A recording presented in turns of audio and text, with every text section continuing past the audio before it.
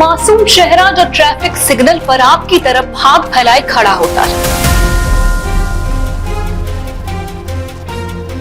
हो सकता है वो चेहरा किसी माफिया की प्रॉपर्टी हो। वो बच्चा जो आपको भोली आंखों से देखता है, शायद उसकी आंखों की रोशनी उसी माफिया ने छीनी हो। जिन्हें आप भूखा समझकर रोटी देना चाहते हैं, हो सकता है उन्हें जानबूझकर भूखा रखा गया हो ताकि आपकी दया उस पर बरस सके। नमस्कार, मैं हूँ शालिनी सिंह और आप देख रहे हैं BS24 न्यूज। ये है भारत का सबसे खतरनाक व्यापार, भीख माफिया, जहां इंसानियत का सौदा होता है। भारत का सबसे गंदा और खौफनाक बिजनेस। आंध्र प्रदेश में बच्चों को रोजाना 300 रुपए में किराए पर लिया जाता है। 8 महीने के मासूम बच्चों को नींद की गोलियां देकर दिन भर सड़कों पर सुलाया जाता है ताकि वो रोए नहीं और लोग दया से पैसे दे। चेन्नई में महिलाएं भगवा कपड़े पहनकर मंदिरों के बाहर और फिर कभी बुर्का पहनकर मस्जिदों के सामने भीख मांगती है। आपको लग रहा होगा कि ये सब इत्तेफाक है, तो नहीं, ये कोई इत्तेफाक नहीं है। ये सब एक प्लान है, एक संगठित नेटवर्क का हिस्सा है। हर साल भारत से करीब 60,000 बच्चे गायब हो जाते हैं। कुछ को अगवा कर लिया जाता है तो कुछ को उनके ही माँ बाप गरीबी में बेच देते हैं। फिर शुरू होती है यातना। किसी की आंखों में तेजाब जैसा केमिकल डालकर अंधा किया जाता है तो किसी के हाथ पांव तोड़े जाते हैं ताकि वो प्रोफेशनल भिखारी बन सके। सुरेश मांझी ये एक शख्स है जिसकी कहानी हम आपको बताएंगे। बिहार से रोजगार की तलाश में कानपुर गया, लेकिन उसे जाल में फंसा लिया गया। उसे किडनैप कर आंखों में केमिकल डालकर अंधा किया गया,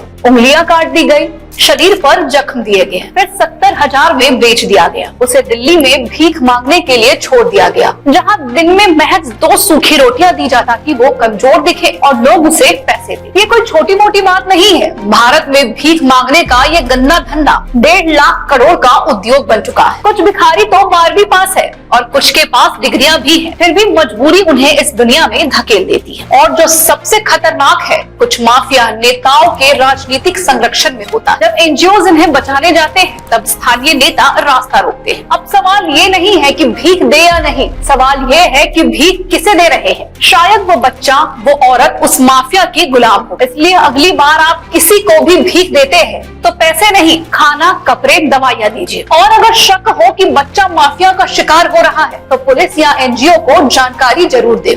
आप चाहे तो teach for India, save the children जैसी संस्थाओं को डोनेट करके हजारों सुरेश मांझी जैसे लोगों को नया जीवन दे सकते। और हाँ, कभी किसी भिखारी से बात करके देख, उसका नाम पूछिए, कहानी सुनिए। हो सकता है कि वो किसी सुरेश की तरह बस अंधेरे से उजाले की तलाश में। क्योंकि याद रखिए, हर भिखारी अपराधी नहीं होता, कोई तो इस सिस्टम का सबसे बड़ा शिकार होता है। अगली बार जब कोई मासूम बच्चा भीख मांगता दिखे, आंख फेर लेने से पहले एक बार जरूर सोचिए कि शायद वो आपके एक सही कदम से आजाद हो सकता है।